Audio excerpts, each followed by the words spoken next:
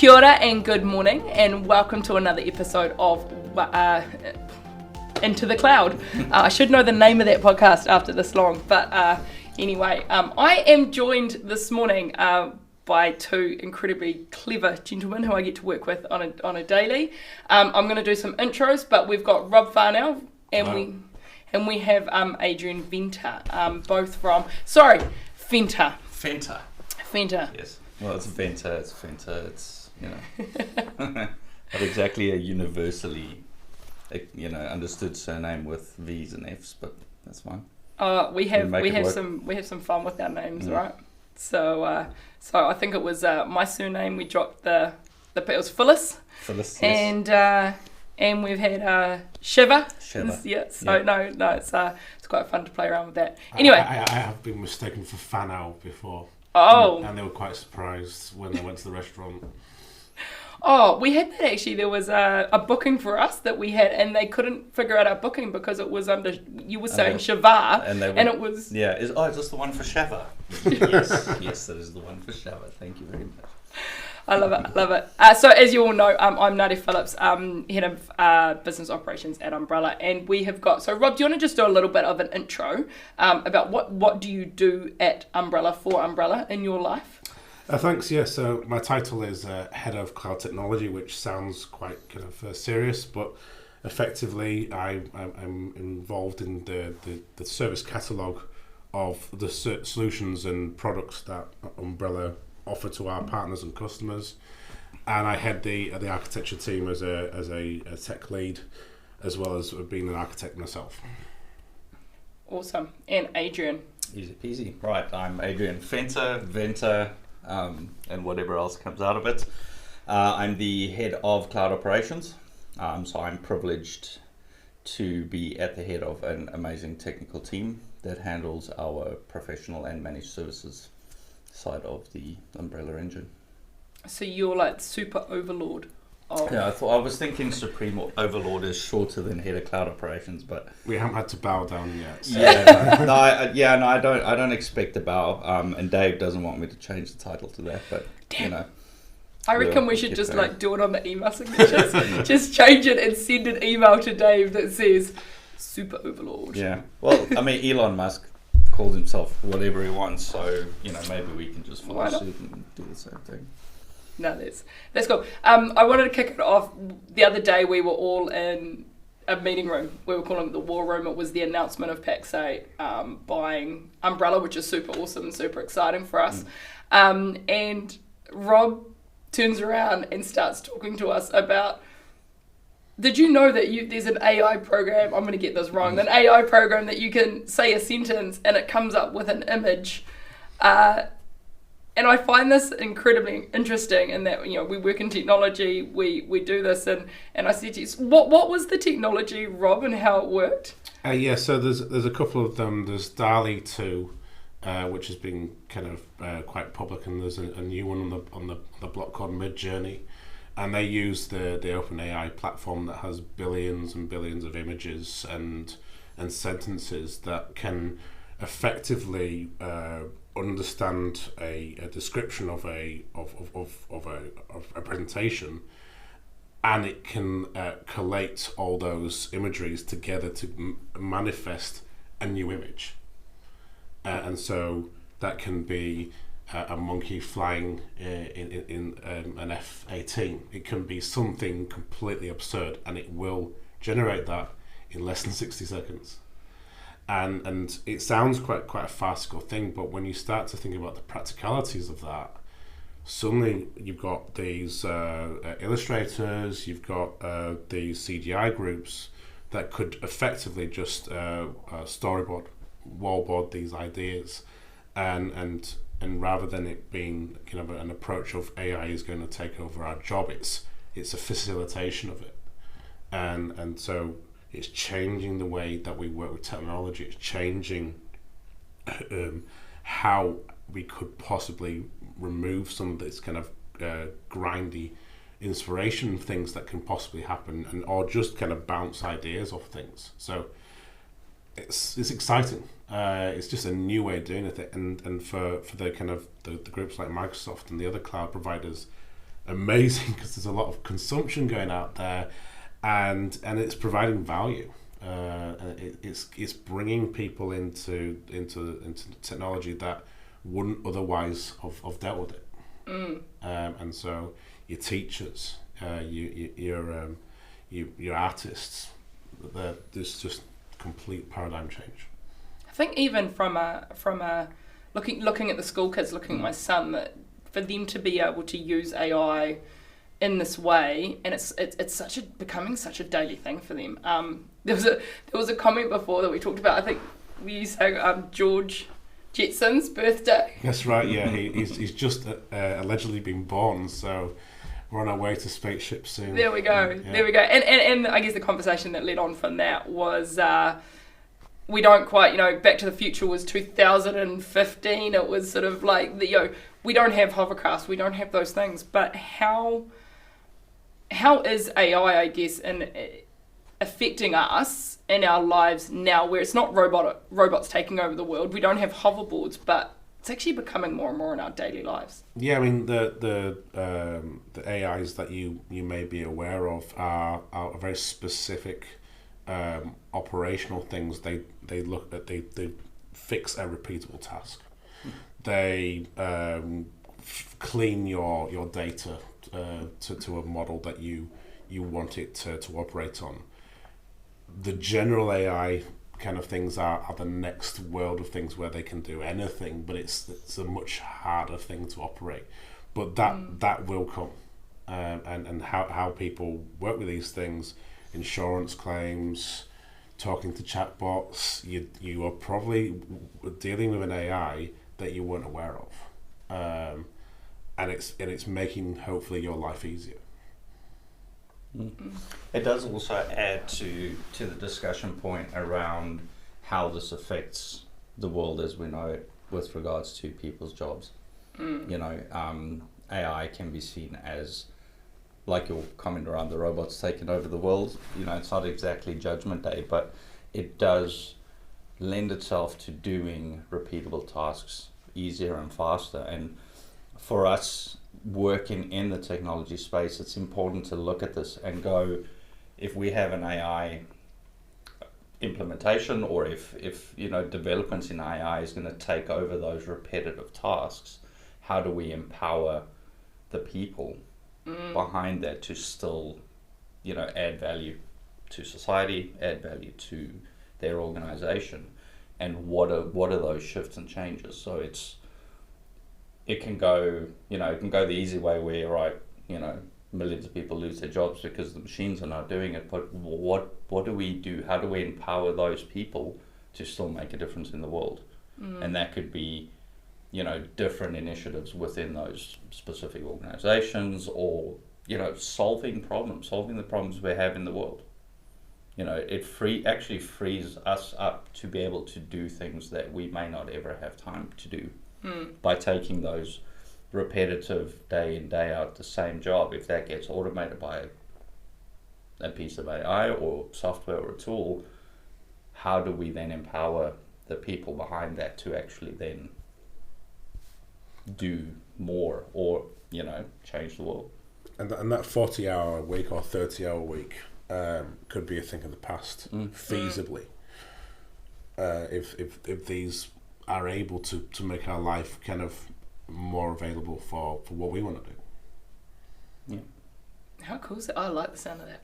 Absolutely. It's I love. In fact, I was at a marketing conference, and you wouldn't probably typically think. I mean, we work in IT, and I was at a marketing conference, and they were talking about using machine learning and AI on reading the support queries, and actually the emotions that people had within those support queries, and to analyze and to see how they were going and where they could improve and all of that. And it's instead of somebody sitting there trying to gather that data, they've got the machine learning doing that so that they can actually spend the time analysing it. And that's in an industry that potentially isn't tech, but it's influencing it so much. So you brought up around, obviously, the AI utilises consumption of ACR. which is right down our alley, and with data, etc. We've our previous podcast, we had Vanessa Sorensen, country manager, on talking with Dave around Microsoft Inspire, what's going on, what sort of we're Microsoft and what's happening with her role. Microsoft Inspire has just happened, virtual. Sometimes it's difficult to get across when it's virtual across everything, but I know there was a few key takeaways, Rob, that you had from Inspire. What's something exciting that's coming up for us? It's still all about collaboration. We did dive into the COVID lockdowns and whatnot that brought us probably a decade ahead in terms of a modern workplace, but we coped. We managed to talk to each other, and what Microsoft have done is they've recognised the parts that they needed to improve on. So one of that was enterprise to enterprise collaboration. So they've now provided shared channels and groups. So previously you would have to invite someone to access that, and it was fine, but it had limited kind of capabilities in terms of the entire portfolio of your Microsoft 365 suite. Now you could have a partner organization work with another organization as a kind of intermarriage, and they just work symbiotically. There is no messing around with access.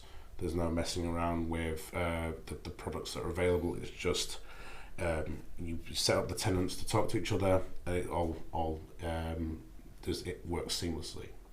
The other things that they've looked at is the developers of Viva, and so there's now integrations into the Viva Learning for your training platforms, and so that's going to open up a ton of third parties to be able to bring in. That could be LinkedIn Learning, it could be some of the other Microsoft groups that can actually attach that to your team members to make sure that they kind of operate and are developing their plans from a progression standpoint. There's also a lot of work that's happening in the kind of administrative space. This isn't particularly a sexy conversation, but security is key for Microsoft and for their clients. And so they brought out a product called Entra. And Entra is effectively an amalgamation of the Azure Active Directory and endpoint management and some of the other suites into a single pane of glass view. So single place for security to see things, single place for your admin teams to work on, rather than having to dive across multiple products. I guess from talking about the Microsoft suite, talking about security, Microsoft always love a migration. They love us moving people to the cloud. I'm assuming that is still within their programs, that they want to continue those migrations, continue that kind of funding to help our partners move our customers across. Yeah, so the new financial year for Microsoft just came about, and they have what's called the AMMP program, and that allows us to apply for funding based on a model of consumption outcome for Microsoft as well as the customer. So are you moving into Azure? Are you looking to modernize applications? Do you have a kind of a complex database construct that you want to move into cloud? These are the kind of programs that they're looking for to fund, because they are complex. They are things that require time and planning to implement, and it might need a pilot. Is it going to work for you? So they're giving those processes so that we can comfort the customer that this is not a risky endeavor. Microsoft has got your back. We've got your back. We've got the best to bring this in. We will have the professional services to deliver that, and then you can go ahead with your productionization of your platform in Azure. Awesome. Yeah, and that it ties in well with the vision of Microsoft around the collaboration, as you mentioned, and the enablement of that, working with partners direct with them, but then with us as well, working with our partner ecosystem, where we've got a focus on what we want to deliver, and we excel at what we do. And through the funding opportunities, it also opens up the door not only for us but for partners in our ecosystem to deliver their own solutions. And that's where the synergies works well with our professional services team, where we were having a discussion the other day within the team around sort of newer technologies. And one of the things we brought up, we were discussing the likes of Snowflake as an example, where we don't do Snowflake. It's not within our service catalog, but we can enable the underlying infrastructure deployment delivery of Snowflake for a partner to be able to deliver services in. And that ties in well with our vision for the future, but it also then ties in with the vision from Microsoft and the discussion with Vanessa and Dave around that collaboration between Microsoft and the ecosystem of partners to be able to deliver those solutions and to show the customers and clients, partners, whoever is engaging with the technology in Microsoft, to make sure that they leverage as much of the capabilities that's in that space as possible to further their own interests. So I find that this is quite an interesting conversation that I've been having lately with I know I got brought up with our podcast with Paddy when we were talking about the DC coming in, that there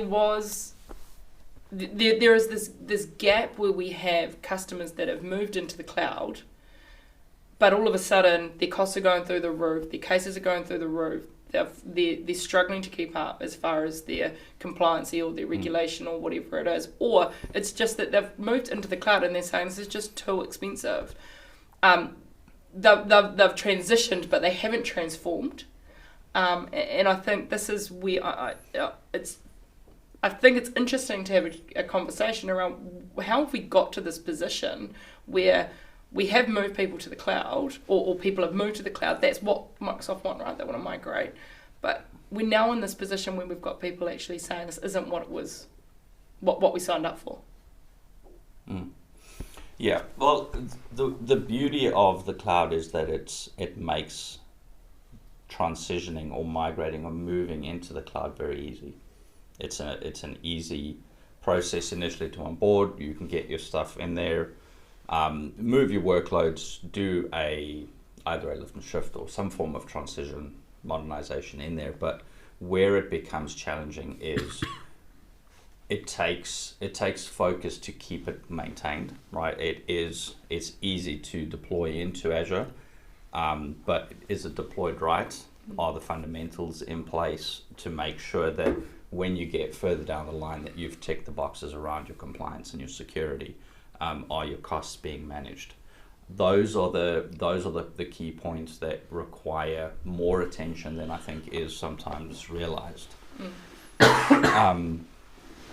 And it's not a difficult problem to solve. It just requires the right skill set and focus, and that's where, if I look at the cloud operations team at Umbrellar, delivering the product is one thing, but it's the ongoing hygiene, the watering and feeding, service improvements, everything else that comes off the back of it, and that's where utilizing the cloud and utilizing it smartly then becomes beneficial, and you actually get what you signed up for in the end.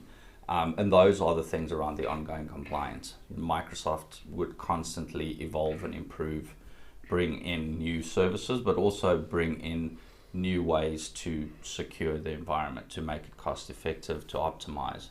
And it's that ongoing watering and feeding is one of the key focuses for our team. And from my perspective, it's always been a case of looking at it from the perspective that this is what we do, right? And by doing this, we enable our customers and partners to do what they do best. So focus on what you do best, and we'll focus on what we do best. And what we do best is to support you to enable that growth and the next step in evolution for you as a company.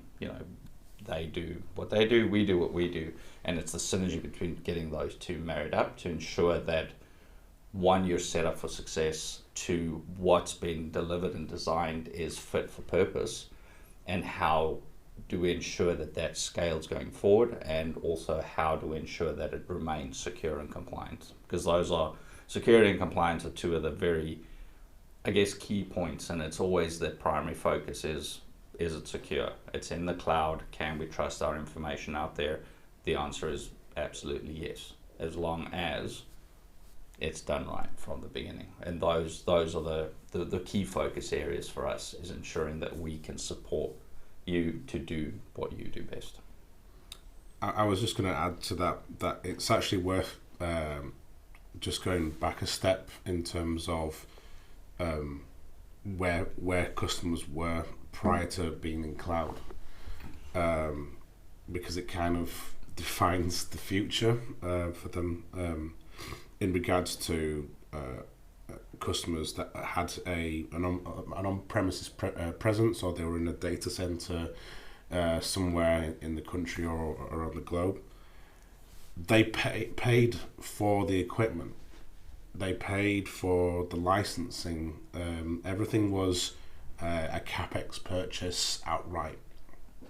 So other than electricity, you bought the entire product. So whether you run it or you don't run it, that was the cost. And so you'd have other virtualization layers other than Microsoft and Hyper-V that would effectively have a ton of systems running on it.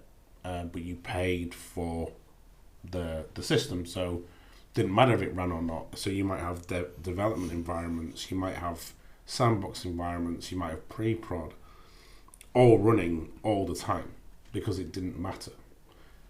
You do that in cloud, you're going to know about it pretty quickly, because each of those instances have a cost. They have the compute, and they've got the storage, and they've got the networking, and so how you have to kind of look at it from a cloud perspective is, when am I using it? When do I actually need these solutions? And so there is things like power scheduling, there is burstable SKUs, also the kind of the sizings of those systems that you put in place. Again, it didn't matter what they look like on premises, but if you bring it to the cloud and don't do any kind of resizing, and it's using a tenth of the consumption compute wise, it's wasted.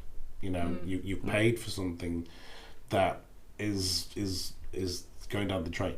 So there's a number of pillars in terms of the well architected framework, which is around cost optimization, it's around performance, it's around resiliency, and it's around operational excellence, and security is the fifth one.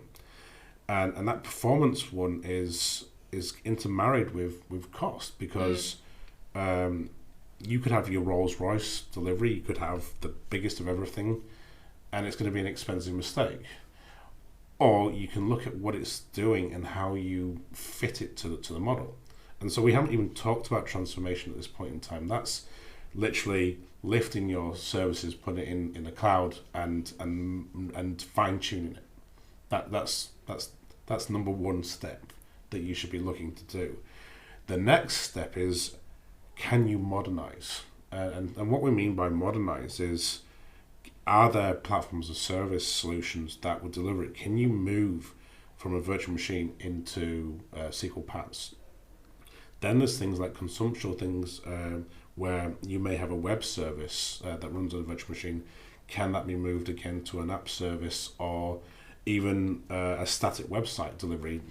You may have something relatively primitive that doesn't need the infrastructure as service VM world that you lived in previously.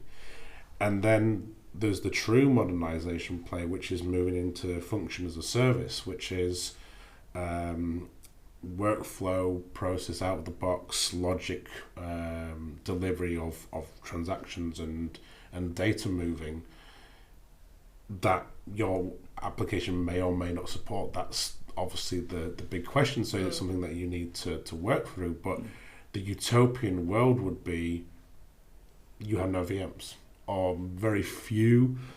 You've moved into a consumption model where when you need it, you pay for it, rather than something that always runs.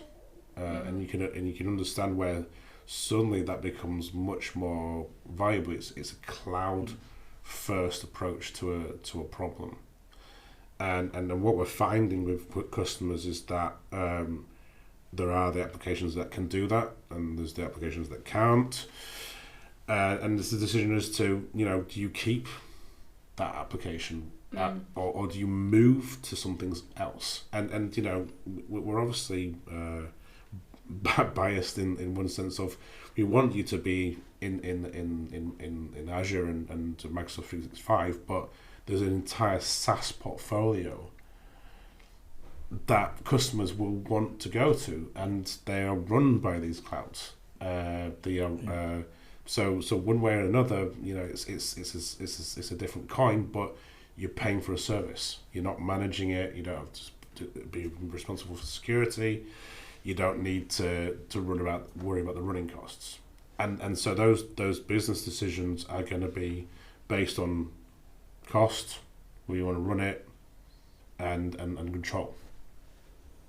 And when you talk about that cost of overhead, from running it in a capex purchased data center where it doesn't matter if it's on or off, what you're referring to now is it solves for that problem around how the systems can scale based on demand. Yeah, and that was something that we didn't really touch on in terms of you had a box that you could scale to, and if you needed more, you had to buy more systems. Cloud is designed for those bursts and contractions. So you may have month ends, you may have year ends, you may have a campaign that you run, and you don't want to oversize your environment just for that high watermark. So you can design solutions that have the likes of scale sets or scale out services that will effectively just ramp up to the demand and then return to normality. And so that kind of breadth means that you're not risking your resilience, you're not risking your reliability, and it's at a cost point that's acceptable.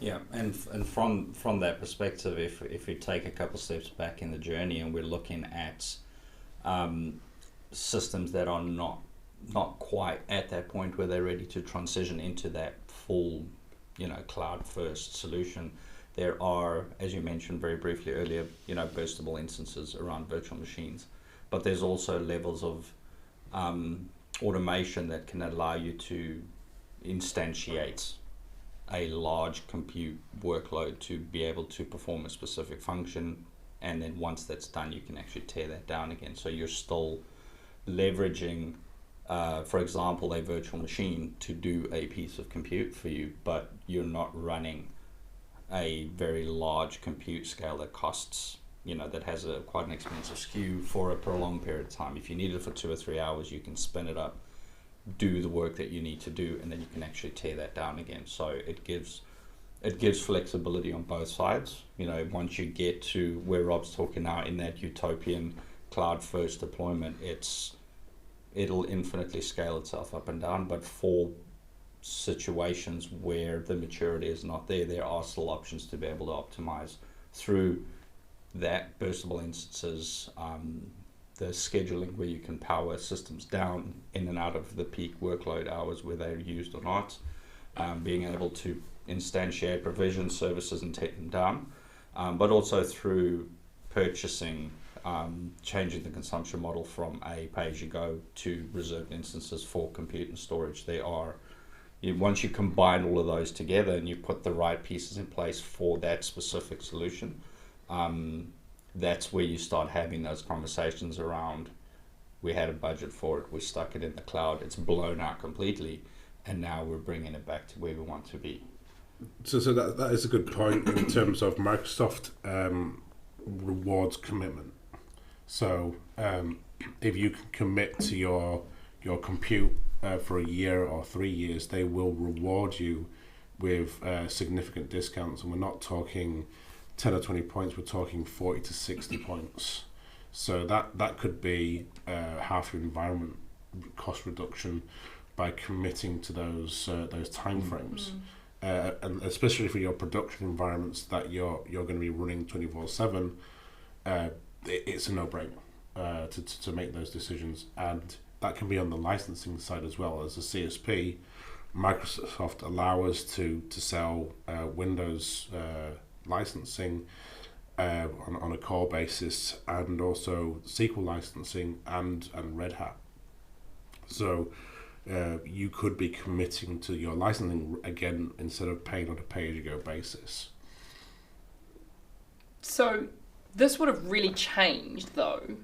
Like, what I'm hearing from this is that the role of, say, a CIO or a head of head of the technology is very different in the cloud to somebody who was on an on-prem. If they're not sitting there, the questions that they're having to ask or things that they're having to look at, their focus is different in the cloud? Well, yeah, I mean, because you're paying for a consumption service, so there isn't a knowable number. You know, the days before cloud, you would have added a committed number that you would move across the months in terms of drawing down that cost. The cloud could be undulating up and down. You've got foreign exchange considerations as well, and so for CIO to budget and the CFO, they're tearing their hair out because the control that they had previously is doesn't feel the same way, and so there is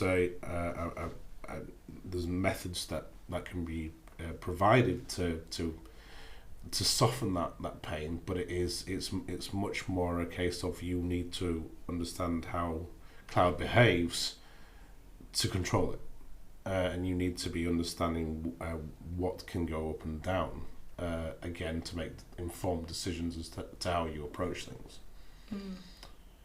And that's the technical version of our value proposition.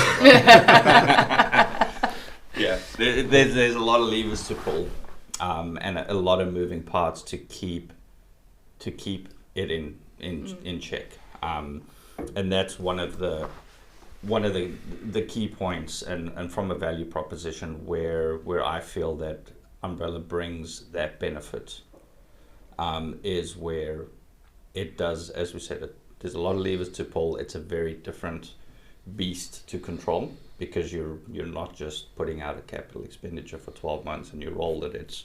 It's granular. You know, it could change by the hour, and keeping the focus on that does take a lot of time. And it then becomes the decision point of, does the person in charge, so the CIO, does he have the capacity, ability to do it, or does he need a trusted partner that can actually do that for him? Focus, back to my discussion earlier, focus on what you do best, and we'll focus on what we do best, which is to support and empower you to go forward. You were saying, Rob, one of our team came up with an analogy around it's like an insurance policy. Yeah. Yeah, I mean, you have insurance for your car, you have insurance for your house, and managed services for cloud computing is effectively an insurance policy, but it's an insurance policy plus, because it's an active hands-on process. It's not something that you hope to use one day. This is day in, day out touch base observation, alerting, escalation, control, recommendations, security overlay, which may have an exploit that needs immediate attention. So there's all these pain points are being taken away from customers because Umbrella is taking that responsibility for them, but we don't take them away from the service. We give them the vision and the approaches that are going to allow them to use cloud well. And it's a journey. I know we've got a slide which shows it quite well, but it's a journey where it's not a case of migrate into the cloud and then attach a managed service. It really is, there's multiple touch points where even once a managed service is in, the team then would be talking to them around what's the next improvement, what's the next roadmap, and then bringing the architects in to be having those discussions. So it isn't a kind of a start here and end here. It's that infinite sort of road. And I know one of the conversations that we've had is around for us to be able to deliver the SLAs, there needs to be certain the environment has to be at a certain level, and I guess it's that ongoing partnership and relationship through that journey. Yeah. There are the additional considerations to maintain the SLA within a cloud environment, but it's also the continual improvement and change. There's new services, new optimizations, new way of doing things that are being released constantly, and it's keeping on top of those, looking at the new features, looking at new technologies, and leveraging that where applicable to drive the value to the customer. So it's not a static thing, and around those improvements, we refer to them as service improvement plans. It's looking at the environment, looking at the recommendations that are coming out of Azure and what we're seeing in the market and going, we can save cost here, or we can reduce spend but increase performance, for example, as new technologies come in, and it's just rolling those in, and then lining up the other recommendations around security posture. Those things all come into it, and it's been a shift as we've evolved as well, where a managed service traditionally would be something's broken, we fix it. Make sure the lights are on. There's always somebody at the end of the phone. But as we've been talking about cost optimization, there's so much more that fits into a managed service now, where it's not just a team of technical people making sure that systems are operating optimally, but it's also all of those ancillary bits, making sure that the costs are well maintained, making sure that the future growth fits into what the requirements are from the customer, from a technical perspective, from a budgetary perspective, to ensure that growth does not exceed the means of the business. I just wanted to add that we've talked about new technologies and new ways of doing things, and one of the ones that's really exploded across the market is Azure Virtual Desktop. And now, as a technologist myself, I thought VDI was dead. I thought that was the end of it. But the more I kind of rationalized it in the last 2 years, you had all these groups, CAD designers, graphic designers, industrial groups that have these extremely large kind of work sets that they have to operate on, and their systems have to be close to the resources, and so you've got this entire new model where the businesses are commoditizing their desktops, giving a bring your own desktop refresh and saying, here's a virtual machine, go and use it. And what gets quite compelling is that you've already bought your Microsoft 365 licensing. You don't have any more licensing to pay. You can use Azure Virtual Desktop for free, as in beer, as long as you run the compute. And what Microsoft have done to even further those savings is that there is a version of Windows 10 and 11 called multi-session, and you can have multiple people running on the same system as if it's just their own desktop. They're not aware that there are other people running on the same platform. So those costs can become really, really attractive to businesses. And so if customers want to kind of think about what they want to be doing in the next 18 months, and they've got refreshes of their laptops and desktops, how they want to control their data or where it resides, how they operate, it's something that should really be looked at, because it's really enabling a lot of users. There are people now mounting Samsung DeX devices as a thin client, basically, and it docks to a keyboard and mouse and a monitor, and spins up Azure Virtual Desktop, and they can just move everywhere. There's no laptop, no tablet, it's just a phone. Wow! Straight into a VM, and you wouldn't know. All the processing is in the cloud. And I'm assuming that it's secure, that the systems are all sitting there. And that's the entire point. It's contained within your tenant. There is no shared services from like a pool of users. So hospitals, medical groups, data sovereignty concerns, these are absolutely there.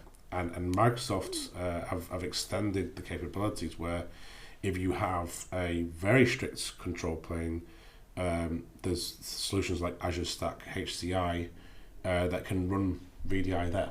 So you can have Azure Virtual Desktop VMs sitting on your own premises and not have to pay for licensing for it. And there's a DR play to that as well, where based on, let's call it the current footprint you have in a business. A customer may have, for example, a large Citrix deployment, which is an asset that hasn't depreciated. There's still value in it for them to use it, but what if that system becomes unavailable due to natural disaster, whatever the case may be? The whole virtual desktop within Azure gives an opportunity to actually very quickly instantiate a disaster recovery environment where those workloads can be moved to, and where people can still connect. And as Rob says, if you do it right and you've got the right bits and bobs in place, you can do it from your smartphone, and you can actually carry on within hours instead of where a traditional disaster recovery could have taken, argument's sake, days, depending on what you need to recover. It makes that turnaround really quick. But also from a transition phase, when you get to the end of the life of those traditional deployments, you can go, we want to go to VDI, and the switch over is really, really quick. It maintains the security boundaries, it still sits within your tenant. So the change from one to the other is not just palatable to the business, it's also easier for the end user, because it is by and large a relatively seamless transition if done well. What does that mean for hybrid work? Like, I'm thinking disaster recovery, great for natural disasters, not going to happen all day every day. But I'm thinking of, COVID hit, and here we are literally packing up screens and computers and things out of the office to take home. Is there an element there where that would help with a hybrid work situation? I mean, that's exactly what happened. There weren't enough resources. There were businesses that weren't prepared for people to work on systems that were from home, and so Azure Virtual Desktop came at the right time for that. But it's evolved over these 2 years to have smarts in terms of how it performs. Global enterprises can have pockets of resources around the globe, and it will put you to a system that's close to you. And there's also plays that they've done with the licensing that makes it really cost effective. So you brought up before around, we've traditionally worked in in the infrastructure environment. And now we are moving into the PaaS, and we're moving into the into SaaS. Thank you, Adrian. No problem. Had it. Yeah. I'm Was in there. I'm the marketing operations, I'm not the technical It's in person. there somewhere. But also, being in marketing and operations, I'm also the one that probably goes and signs up a new SaaS product that I want to use for my team. And I potentially haven't actually talked to the IT team about that. I don't know whether it's secure, I don't know what it is, and I'm going and putting that on the environment. I guess what's your future take on that across, how does that affect from a technical point of view with random people across the organisation signing up to these things? Is that something that we can see, view, manage, help with? Yeah, so shadow IT that has kind of frightened the IT operations for a while was a problem because, as you said, it just takes a credit card and you go, and you lose your perimeter controls, and so what Microsoft have done, particularly with the way that the single sign-on processes have been placed, as you would imagine, there's a lot of services. You click a button, Office 365, you log in. That all goes through your tenant. And so with the conditional access controls and approval processes, that can be gated. Excuse me. And what that means is that you have an operational control measure. So you can decide whether you're going to allow it or not. You've got MCAS, which will actually introspect what it's doing. So what kind of data has been transmitted? How is it how are we authenticating with it? How and the integrations that may be in play in terms of your sovereign and personal information that might be transmitted. So that visibility is there with the Microsoft 365 E5 products, and it's one of the reasons why a lot of businesses are going outright and purchasing the entire suite. So they can manage their data, they can see what's being used, but they're enabling their team to choose the right solution. And there are groups that will say, but Microsoft 365 does these things. Have you tried using this first? And so there's an education piece. Yeah. Within that, don't get me wrong, but there are times when you do want to use something else, and it should be there to give you that flexibility. So I'm interested in what excites you over the next couple of years. What do you think is the big things, or what excites you? I'm looking at you. 2 years ago, you could never have said that we could work off a smartphone, and that doesn't even seem that long ago. What excites you over the next coming up? Well, it's already here actually, and it's the actual change of computer gaming, and so there are groups like NVIDIA that have brought out a service called GeForce Now. Microsoft have now got a cloud gaming subscription service. You've got Google Stadia that has made a play, and there are others in the world. And what they're doing is they're abstracting the service from being a set-top box on a PlayStation or a PC, and suddenly anyone in the world could play. They don't have to buy an expensive personal rig to play the new most exciting games. You pay for a service, you connect to it, and you can play it on your iPads. You can play it on your work PC. You can play it on your phone if you are happy with the form factor. And I personally play it. I'm blown away with how good it is. I went into it thinking this is gonna be okay, but full graphics, 1080p capabilities. Next level will be the next kind of resolution levels, multiple screen setup. Didn't have to buy anything at home for it. Just connects to the cloud service, and I'm sold. I'm never going to buy a console again. I don't think. And there's people that don't like subscription services because you don't own it, but what they're doing is that they're allowing third parties like Steam and the other game providers to run their games in it.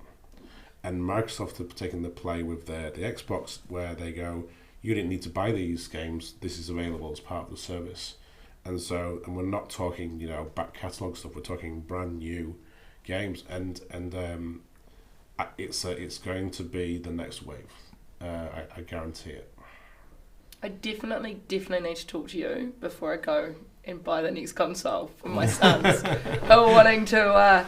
They're desperately trying to argue between, do I get a PlayStation or an Xbox? And I think I need to talk to you first, because I think now I don't need to do that. So the subscription service. We love a subscription service. We do love a subscription. Just a disclaimer there: if you're going to use the service on your work PC, we obviously encourage that outside of normal operating hours, of course. But what are normal operating hours now, Adrian? Free range work. What excites you, Adrian? After that, whatever I had would just pale in comparison.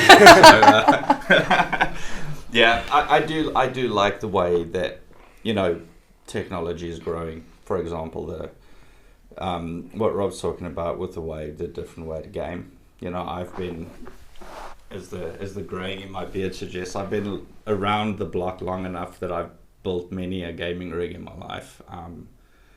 And I'm at a point now where I don't really feel like doing it anymore. So, it's probably well timed for me, because I don't actually have to go through the laborious task of upgrading. So this is the lazy man's version? Yeah, I know. You think, 20 years back, you had the cables running perfectly through the case, and you've got the little lights accentuating everything. It looks like my PC at home just looks like a rat's nest. But it works. I literally have SSDs hanging out the side of it because I've run out of space. But it switches on and it never fails me. So thinking I can use that, what's now becoming quite an archaic piece of technology forever, is awesome. I'm super happy about that. So that's really good. And it's just the scale of opportunity that we have, where you can have a cloud service that can give you that much of compute. And technologies that we've been developing, within cloud operations around the old mantra of working smarter and not harder, and how we've shifted from being full-time hands-on to building systems in the back end that enable not only our team but partners, vendors, customers, as well. That's one thing that excites me. I sat down with a team last year at some point during our operating plan discussions, and I said my guide rails for this financial year is to automate everything.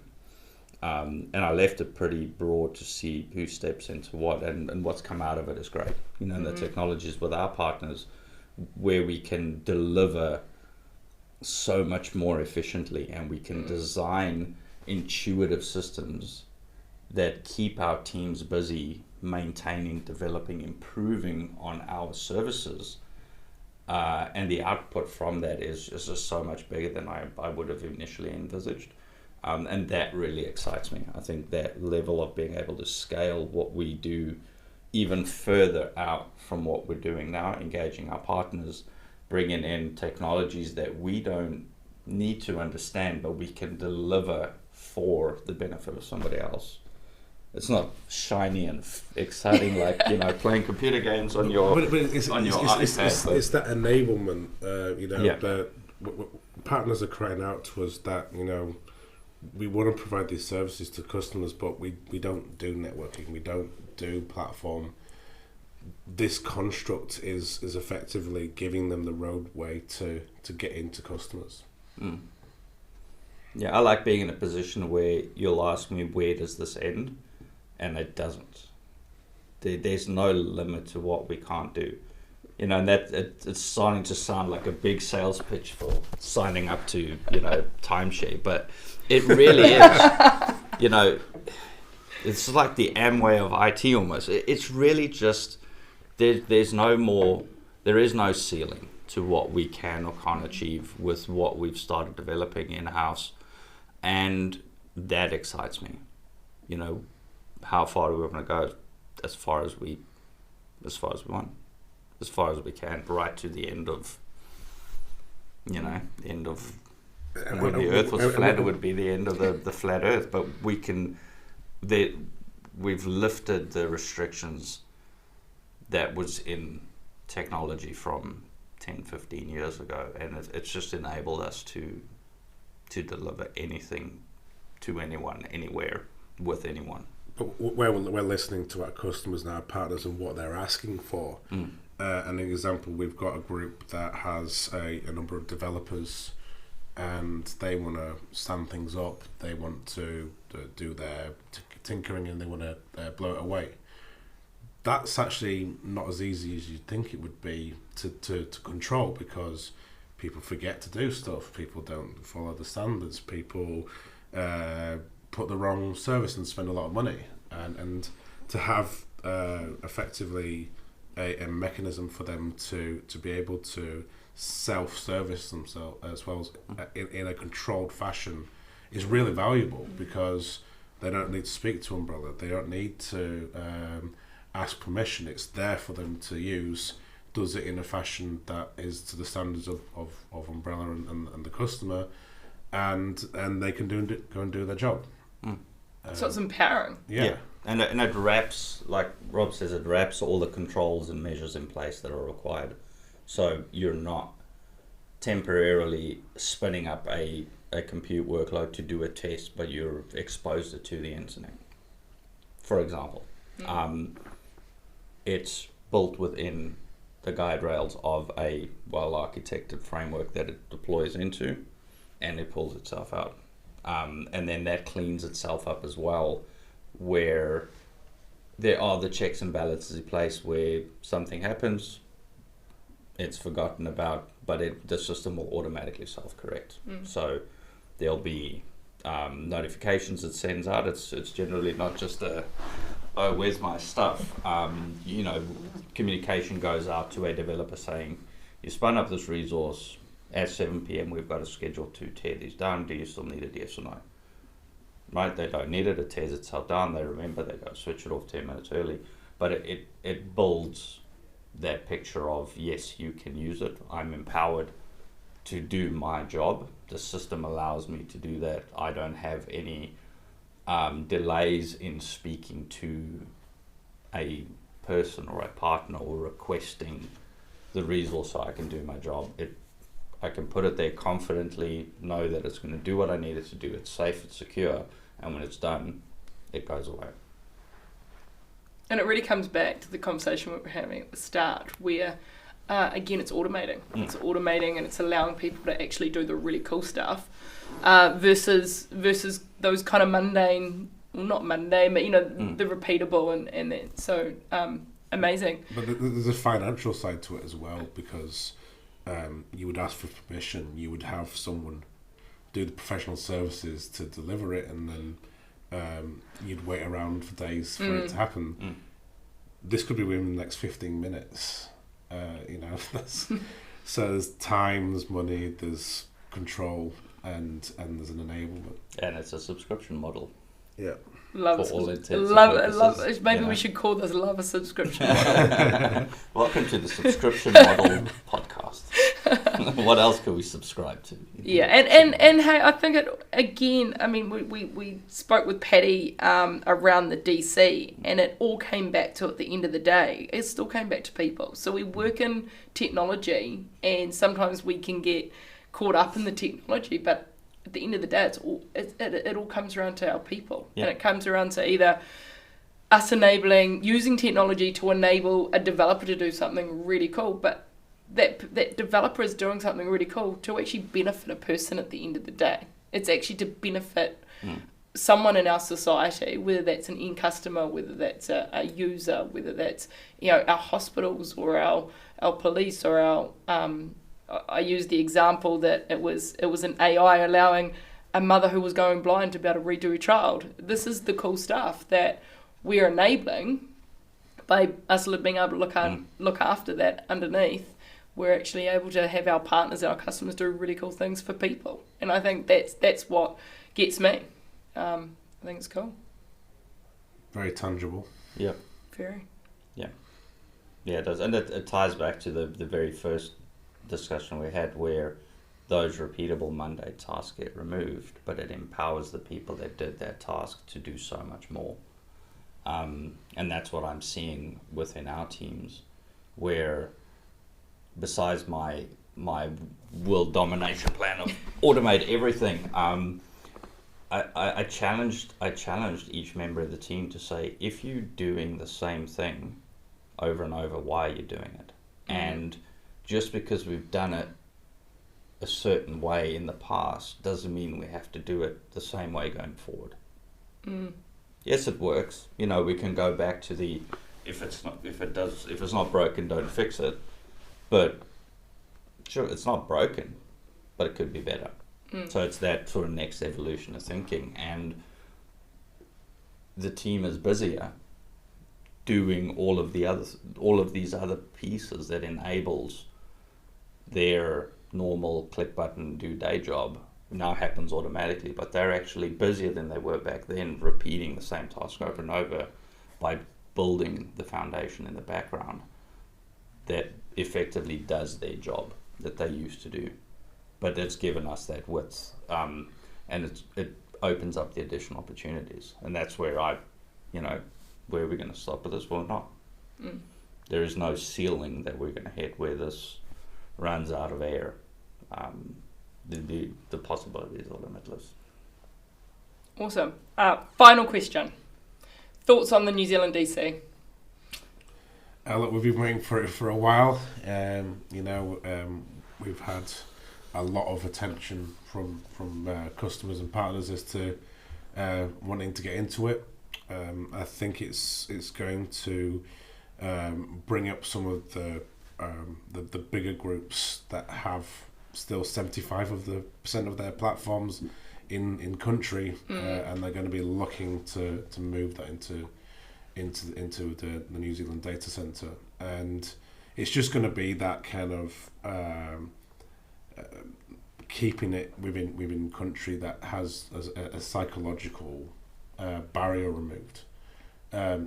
Australia has been a brilliant boon for New Zealand. It's changed so much of how we do things, and the New Zealand data center is going to give a customers that kind of geographic separation of having a primary and true disaster recovery approach, or it can be a case of that they share workloads across consumers in New Zealand and Australia and global.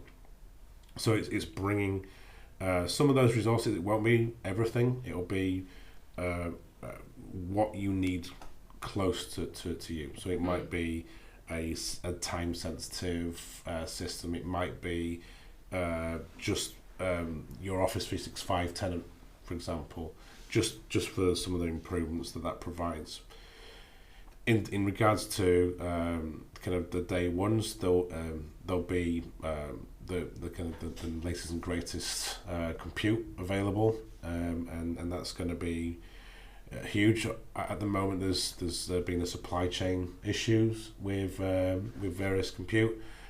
This is going to be kind of the ones that will be in hot demand when it comes out. Yeah, I was when the data centers in Australia were stood up. I was in a fortunate position to deploy one of the first customer production workloads in the Aussie data centers, and this is sort of that next evolution. And I'm quite excited to work with our customers and partners to be able to deliver their first cloud experience, or maybe just the biggest part of their workload. As you say, 75% of it is still sitting on premise or in country. Going on the journey and taking that next step and going, right, now our first step is we're moving fully into the cloud, and then that opens up the other opportunities around modernizing, fully embracing what a cloud taxonomy really is. So that I'm excited about it. I think the timing is good. We have been waiting for probably longer than we would have liked, but we're impatient. We want all the cool things right now. But yeah, I think timing is good, and I'm really excited to be able to go on the journey and fill it up. Awesome. Thank you, gentlemen. It has been a pleasure. Thank you, Nadia. Thank you very much.